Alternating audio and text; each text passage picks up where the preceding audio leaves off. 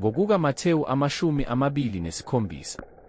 Kwathi sekusile, bonke abapristi abakhulu namalunga esizwe benza icebo ngoJesu lokuba bambulale, bambopha, bamuka naye, bamnikela kuPilato umbusi.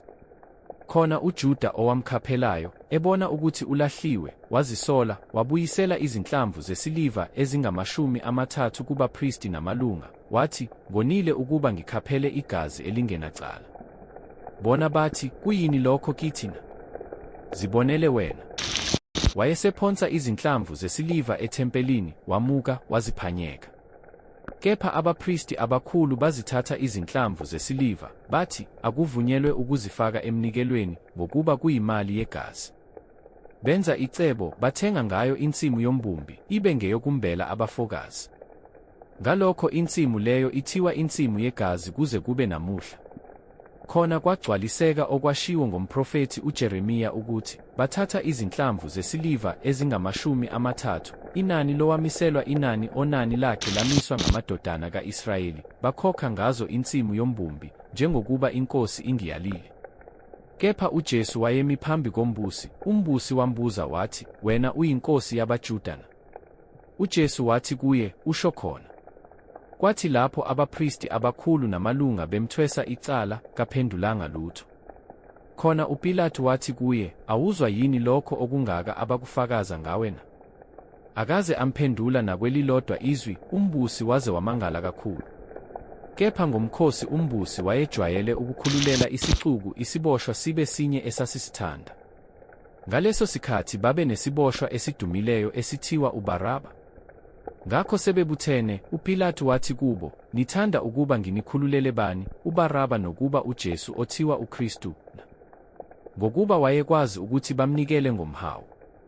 Esahlezi esihlalweni sokwahlulela, umkakhe wathumela kuye, wathi, "Ungabi nandaba kulowo muntu olungileyo, ngokuba ngihluphekile kakhulu namuhla ngaye ephusheni." Kepha abapristi abakhulu namalunga bancenga izixuku ukuba zicele uBaraba, zimbulale uJesu. Wayesephendula umbusi, wathi kubo, "Nithanda ukuba nginikhululele muphi kulaba ababili na?" Bathi, "uBaraba." UPilato wathi kubo, "Pho-ke ngimenze njani uJesu othiwa uKristu na?" Bonke bathi, "Makabethelwe esiphambanweni." Wayesethi, "Ngokuba wenze bubi buni na?" Kepha bamemeza kakhulu, bathi, "Makabethelwe esiphambanweni." UPilato esebona ukuthi akanakwenza lutho nokuthi isiphithiphithi sesanda kakhulu, wathatha amanzi, wahlamba izandla phambi kwesixuku, wathi, "Anginacala egazini lalomuntu, ziboneleni nina." Abantu bonke basebephendula bethi, "Igazi lakhe malibe phezu kwethu naphezu kwabantwana bethu." Wayesebakhululela uBaraba, kepha wamshaya uJesu, wamnikela ukuba abethelwe esiphambanweni. Khona amabutho ombusi ayesemthatha uJesu, amngenisa enqabeni, aqoqela kuye ibutho lonke. Amhlubula, amembathisa ingubo ebomvu, aluka umqhele wameva, awufaka ekhanda lakhe, nomhlanga esandleni sakhe sokunene, aguqa ngamadolo phambi kwakhe, ambhinqa athi, "Bayede, Nkosi yabaJuda." Amkhafulela ngamathe, athatha umhlanga, amshaya ekhanda lakhe. Esembhinqile amhlubula ingubo, amembathisa izingubo zakhe, amuka naye ukuyombethela esiphambanweni. Esaphuma afumana umuntu waseKhurene, nguSimoni igama lakhe, amcindezela lowo ukuba athwale isiphambano sakhe. Esefikile endaweni ethiwa iGolgotha okungukuthi indawo yekhanda, amphuzisa iwayini elixutshwe nenyongo, kepha kuthe elizwa, akathandanga ukuliphuza. Esembethele esiphambanweni abelana izingubo zakhe, enzelana inkatho, ahlala amlinda khona. Abeka ngaphezu kwekhanda lakhe icala lakhe libhalwe ngokuthi, "Lo nguJesu, inkosi yabaJuda." Kwabethelwa kanye naye abaphangi ababili, omunye ngakwesokunene nomunye ngakwesokhohlo. Kepha abadlulayo bamhlambalaza benikina amakhanda abo, bathi, "Wena odiliza ithempeli, ubuye ulakhe ngezinsuku ezintathu, zisindise, uma uyindodana kaNkulunkulu, wehle esiphambanweni." Kanjalo nabapristi abakhulu bambhinqa kanye nababhali namalunga, bathi, "Wasindisa abanye, angezisindise yena, uyinkosi yakwa-Israyeli, akehle manje esiphambanweni, sikholwe nguye.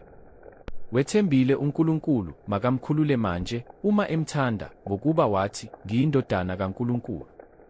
Kepha nabaphangi ababebethelwe esiphambanweni kanye naye bamdumaza kanjalo. Kepha kusukela ngehora lesithupha kwaba mnyama emhlabeni wonke, kwaze kwaba yihora lesishiyagalolunye. Kepha ngehora lesishiyagalolunye uJesu wamemeza ngezwi elikhulu, wathi, Eli, Eli, lama sabakthani, okungukuthi, Nkulunkulu wami, ungishiyeleni na? Abanye kwababemi khona bekuzwa bathi, lo ubiza u-Eliya. Masinyane omunye kubo wagijima, wathatha ilula, waligcwalisa ngovinega, walihloma emhlangeni, wamphusiza. Kepha abanye bathi, yeka, sibone uma u-Eliya eza ukumsindisa. UJesu wabuye wamemeza ngezwi elikhulu, wafa. Bheka-ke, isihenqo sethempeli sadabuka kabili, kusukela phezulu kuze kufike phansi, umhlaba wazamazama, amadwala aqhekezeka, amathuna avuleka, imizimba eminingi yabangcwele ababelele yavuka, baphuma emathuneni emva kokuvuka kwakhe, bangena emzini ongcwele, babonakala kwabaningi. Kepha induna yekhulu nababenayo belinda uJesu sebebona ukuzamazama nalokho okwenzekileyo besaba kakhulu, bathi, nempela lo ube yindodana kaNkulunkulu. Kwakukhona lapho abesifazane abaningi bebukela, bekude, ababemlandele uJesu bevela eGalile, bemkhonza. Phakathi kwabo kwakukhona uMariya Magdalena, unina kaJakobe nokaJose, nonina wamadodana kaZebedewu. Sekuhlwile, kwafika umuntu ocebileyo wase-Arimatheya, igama lakhe nguJosefa, owayengumfundi kaJesu naye, lo waya kuPilathu, wacela isidumbu sikaJesu. Khona uPilathu wayala ukuba anikwe sona. UJosefa wasithatha isidumbu, wasisonga ngendwangu enhle ehlanzekileyo, wasibeka ethuneni lakhe elisha ayeliqophe edwaleni, wakingqela itshe elikhulu emnyango wethuna, wahamba. Kepha kwakukhona lapho uMariya Magdalena nomunye uMariya behlezi phambi kweliba. Kepha ngangomuso okungolulandela usuku lokulungisela abaphristi abakhulu nabaFarisi babuthana kuPilathu, bathi, Nkosi, sikhumbula ukuthi lowo mkhohlisi esekhona wathi, emva kwezinsuku ezintathu ngizakuvuka. Ngakho yala ukuba iliba ligcinwe kuze kube lusuku lwesithathu ukuba abafundi bakhe bangaze bafike bamebe, bathi kubantu, uvukile kwabafileyo, kuthi inkohliso yokugcina ibembi kuneyokuqala. UPilathu wathi kubo, nampa abalindi, hambani niligcine njengokubona kwenu. Base behamba, baligcina iliba, babeka uphawu etsheni bekanye nabalindi.